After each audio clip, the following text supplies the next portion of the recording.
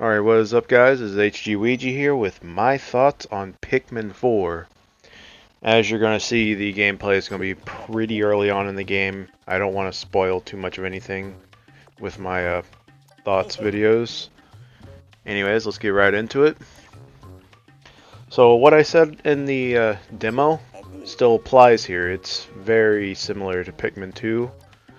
Personally, Pikmin 2 was my favorite in terms of Pikmin game. I did enjoy 3, but it was because of the changes to the systems of the game more than the game itself. Like, I always wanted a Pikmin 2, but with Pikmin 3's enhancements to the experience.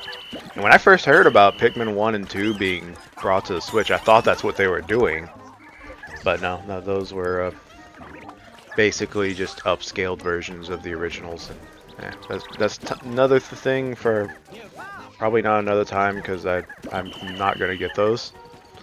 Anyways, back on the point here. Pikmin 4, you have unlimited amount of days. Instead of just looking for treasure like in Pikmin 2, you are also looking for castaways. Some of these people, I have no idea why they would come to this planet. But your main goal is to rescue people, specifically Olimar being one of them.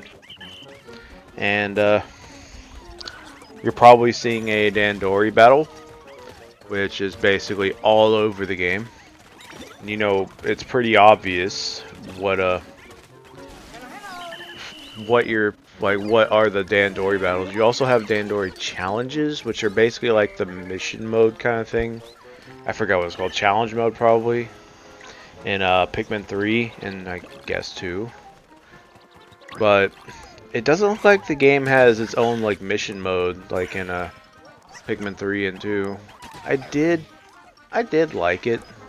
I'm glad it's more intertwined with the story, but I feel like because it's intertwined with a story, there's less of them, which is a little disappointing, but I'm not gonna knock it because that's not why I play Pikmin. I never actually completed the first game because I was like 9 when it came out. I don't remember what year it came out, but it was pretty early, and I got tore up by Pikmin 1. And then I rented Pikmin 2 when I was a kid. I beat that. Didn't 100% it. I do want to go back one day and actually 100% it. But Pikmin 2 I really enjoyed because you didn't have the time limit of 1. Pikmin 3, you kinda have the time limit, but not really. But the problem with the finite amount of time is you don't get enough to do, I guess? Yeah, there's a lot of fruit in that game, but you very quickly turn to not having a time limit because you get enough fruit to survive, unless you just didn't allocate your time correctly, and then you're crunching hard, like development cycles for a lot of games, and you barely make ends meet. Now this is making me sad because it makes me think of real life. Anyways, Pikmin 4 does not have a time limit. You just get to go at your own leisure. They streamlined a lot of things. One thing I'm sad that they streamlined was the motion controls. They made it to where you lock on to things instead of having to aim your controller at things. But I guess since you can't run a Wii remote and Joy-Cons are very not pleasant to use, I guess they just decided, you know, let's just have people lock on. Plus, it's probably more accessible to the widespread audience, or I should say a general audience, which makes sense, I'll admit. But I still prefer being able to aim my controller, which I was using Pro Controller the entire time, even in 3, with motion controls. And I am kind of sad about that. The motion controls do come in handy when you're trying to whistle Pikmin from farther out than your range of your whistle. So that at least that's nice. But that was also a thing in Pikmin 3. And it was a lot easier to use in Pikmin 3. because you were always free-flowing your aiming.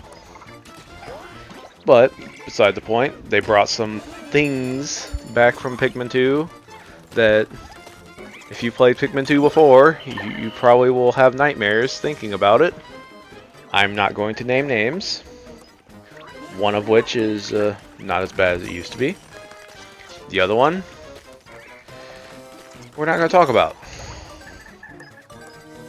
Anyways, I haven't done much of the post-game yet.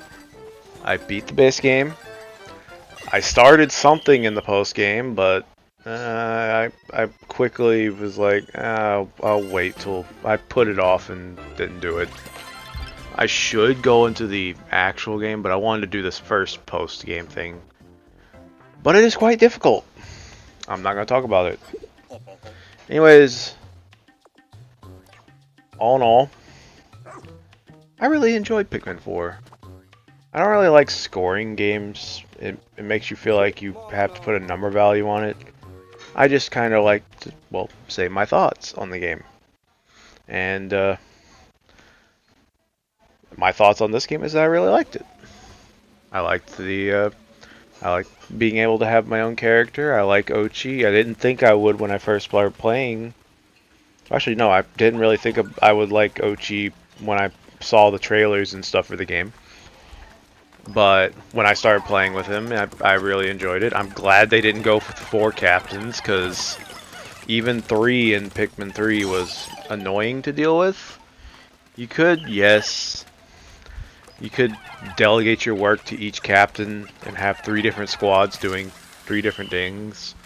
But for me, you started really losing track of that, and I'm sure for someone who's not really paying attention to the game, it's just a lot to take in to have to keep tabs on having like 3 different people to take care of. Each having their own squad doing something and making sure that your Pikmin don't accidentally go in the water while they're trying to auto go somewhere. You don't have that problem with Ochi, because when you ride on Ochi's back, all the Pikmin latch onto him. And not only that, pretty early on in the game, I don't know if you have to do anything to unlock it. I unlocked it pretty much right when I started the actual game after the demo. But you were able to swim. And you can take your Pikmin on his back and not have to worry about it.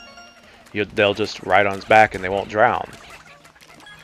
But there are things underwater that you can't do unless you have, well, blues.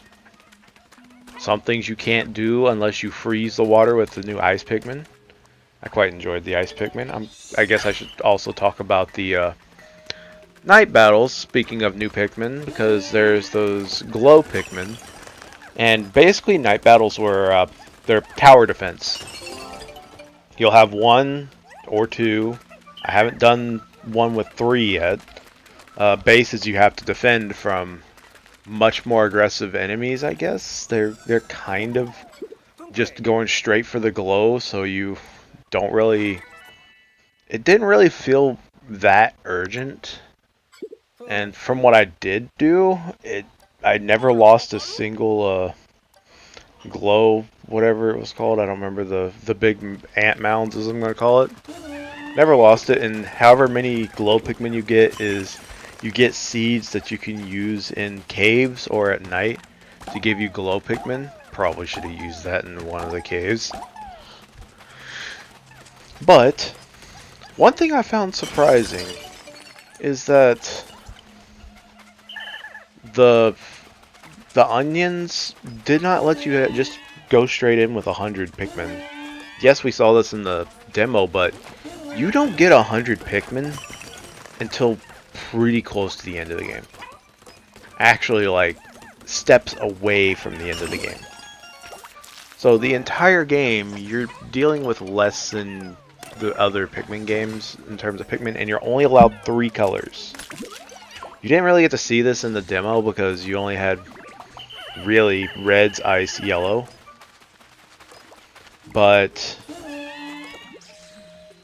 it was weird not being able to have more than 3 Pikmin out, but I didn't really feel too bad about it. There was one time I've had to actually switch from the recommended Pikmin for the area. And then it turned out that I didn't actually have to do that. I'm just dumb. Which, surprise, surprise. Anyways, another thing. I think it's interesting we had Pikmin underground. They're just wild. You can just get them, and they just go with you. That was a cool thing. I know I'm disjointed, but these things are unscripted. But back on topic, I thought it was interesting that they decided to make having your Pikmin be a progressive thing instead of just letting you go ham with 100 Pikmin at the beginning. Because I know in Pikmin 2, I had like 70 going into the first cave, I think. Because you could just take everything back, and then at the end of the day, just go into the cave and spelunk your way to victory with purples. One thing I found surprising was the limited amount of non-primary color Pikmin for most of the game. You pretty much were stuck with double digit of any of the three, or any of the newer Pikmin from Pikmin 2 and beyond, because they're only found in caves. That might change in the post game, but I'm not exactly sure. I'm sure in the post game area, because I only know of that there is one, like Pikmin 2. That there's probably another onion. Who knows? There might even be more Flarlicks out there to give you more than 100 Pikmin. That'd be pretty cool. I guess another thing is that the treasures are all basic treasures, with the exception of Nintendo branded things like the Game Boy.